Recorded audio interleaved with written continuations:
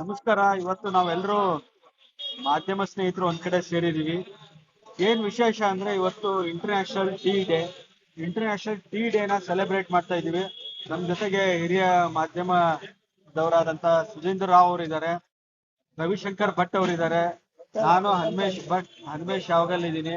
ನಮ್ ಜೊತೆಗೆ ಶ್ರೀನಾಥ್ ಜೋಶಿ ಅವರಿದ್ದಾರೆ. ನಾವು 4 ಜನ ಕೂಡ ಮಾಧ್ಯಮದಲ್ಲಿ ಆಕ್ಟಿವ್ ಆಗಿರುವಂತವ್ರು. ಇವತ್ತು ಬೆಂಗಳೂರಿನ ಸೌತ್ ಕಿಚನ್ ಅಲ್ಲಿ ನಾವೆಲ್ಲರೂ ಟೀ ಕುಡಿಯೋದರ ಮೂಲಕ ಒಟ್ಟಾಗಿ ಇಂಟರ್ನ್ಯಾಷನಲ್ ಟೀ ಡೇ ಸೆಲೆಬ್ರೇಷನ್ ಮಾಡ್ತಾ ಇದೀವಿ. ಮತ್ತೆ ನಮ್ಮ ಜೊತೆಗೆ ಈಗ ಜಯತೀರ್ಥ ಅವರು ಜಾಯ್ನ್ ಆಗಿದ್ದಾರೆ. ಅವ್ರದ್ದು ಜನಧನಿ ವಾಹಿನಿಯ ಮೂಲಕ ಈಗಾಗಲೇ ಜನಪ್ರಿಯ ಆಗಿದ್ದಾರೆ. ಸೊ ಎಲ್ಲರೂ ಸೇರಿ ಇವತ್ತು ಒಂದು ವಿಶೇಷವಾದಂತ ಟೀ ಡೇ ಅನ್ನ ಸೆಲೆಬ್ರೇಟ್ ಮಾಡ್ತಾ ಇದೀವಿ.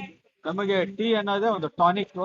ಈ ಟೀ ಟಾನಿಕ್ ನ ಡೇ ಅನ್ನ ಸೆಲೆಬ್ರೇಟ್ ಮಾಡ್ತಾ ಇದೀವಿ. ಎಲ್ರಿಗೂ ಈ ರಾಷ್ಟ್ರೀಯ ಟೀ ಡೇಯ ಶುಭಾಶಯಗಳು. 5,000 ವರ್ಷದಿಂದ ನೀರಿನ ನಂತರ ಯಾರಾದರೂ ಹೆಚ್ಚು ಪಾನೀಯವನ್ನ ಕುಡಿತಾರೆ ಅಂತ ಆದ್ರೆ ಅದು ಟೀ. ವಿಶ್ವದಾದ್ಯಂತ ಟೀಯನ್ನ ಕುಡಿತಾರೆ. ಜಾಗತಿಕ ಮಟ್ಟದಲ್ಲಿ ಯುನೆಸ್ಕೋ ಒಂದು ಘೋಷಣೆ ಮಾಡುತ್ತೆ, ಮೇ 21 ಚಹಾ ದಿನಾಚರಣೆ, ವಿಶ್ವ ಚಹಾ ದಿನಾಚರಣೆ ಅಂತ. ಕಾರಣ ಏನು ಕೇಳಿದ್ರೆ, ನಾನು ಆಗ್ಲೇ ಹೇಳಿದಾಗೆ ನೀರಿನ ನಂತರ ಇಡೀ ಜಾಗತಿಕ ಮಟ್ಟದಲ್ಲಿ ಕುಡಿಯುವಂತ 2ನೇ ಪಾನೀಯ ಯಾವ್ದಾದ್ರು ಇದ್ರೆ ಈ ಟೀ. ಈ ಟೀ ಹಿಂದ್ಗಡೆ ಸಾಕಷ್ಟು ಬೆವರಿದೆ, ಈ ಟೀ ಹಿಂದ್ಗಡೆ ಸಾಕಷ್ಟು ನೋವಿದೆ, ಸಾಕಷ್ಟು ಕಷ್ಟ ಸುಖಗಳಿದಾವೆ. ಇವೆಲ್ಲವುಗಳನ್ನ ಗಮನದಲ್ಲಿಟ್ಟುಕೊಂಡು ವಿಶ್ವಸಂಸ್ಥೆ ಯುನೆಸ್ಕೋ 2018 ಮೇ 21 ಅಂತಾರಾಷ್ಟ್ರೀಯ ಚಹಾ ದಿನಾಚರಣೆ ಅಥವಾ ಟೀ ಡೇ ಅಂತ ಘೋಷಣೆ ಮಾಡಿತು. ಈ ಸಂದರ್ಭದಲ್ಲಿ ಟೀ ಕಾರ್ಮಿಕರ ಆಗುಹೋಗುಗಳು, ಅವರ ಹಿನ್ನೆಲೆ, ಟೀ ಪ್ಲಾಂಟೇಶನ್ನ ಮಾಲೀಕರ ಗೋಳುಗಳು, ಅಲ್ಲಿ ಕೆಲಸ ಮಾಡ್ತಾ ಇರೋರ ನೋವು ನಲಿವು ಇತ್ಯಾದಿಗಳನ್ನ ಈ ದಿನ ನಾವು ಸ್ಮರಣೆ ಮಾಡ್ಕೋಬೇಕು ಅಂತ ಹೇಳೋದು ಈ ದಿವಸದ ಒಂದು ಮುಖ್ಯ ಉದ್ದೇಶ. ಕೇವಲ ಚಹಾ ಕುಡಿಯೋದು, ಬನ್ನಿ ಚಹಾ ಕುಡಿಯೋಣ ಅಂತ ಹೇಳ್ತೀವಲ್ಲ, ಬರೀ ಅಷ್ಟಲ್ಲ, ಅದ್ರ ಹಿಂದೆ ದೊಡ್ಡ ಇತಿಹಾಸ ಇದೆ ಅಂತ ಹೇಳೋದಕ್ಕೆ ಈ ದಿನ ಸಾಕ್ಷಿ ಆಗುತ್ತೆ. ಸಾಹಸಗಳಿಗೆ, ಹಲವು ಉದ್ಯಮಗಳಿಗೂ ಕೂಡ ಕಾರಣವಾಗಿದೆ.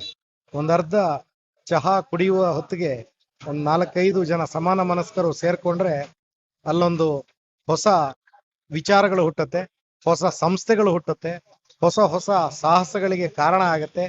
ಹೀಗೆ ಒಂದು ಬೈಟು ಚಹಾ ಕೇವಲ ರಿಲ್ಯಾಕ್ಸಿಗಷ್ಟೇ ಅಲ್ಲ, ಹೊಸ ಸ್ಫೂರ್ತಿ, ಹೊಸ ಸಾಹಸಗಳಿಗೂ ಕೂಡ ಇವತ್ತು ಕಾರಣವಾಗಿದೆ. ಅಂತಾರಾಷ್ಟ್ರೀಯ ಚಹಾ ದಿನದ ಶುಭಾಶಯಗಳು. ಯಾಕೆಂತಂದ್ರೆ ಅಸ್ಸಾಂನಲ್ಲಿ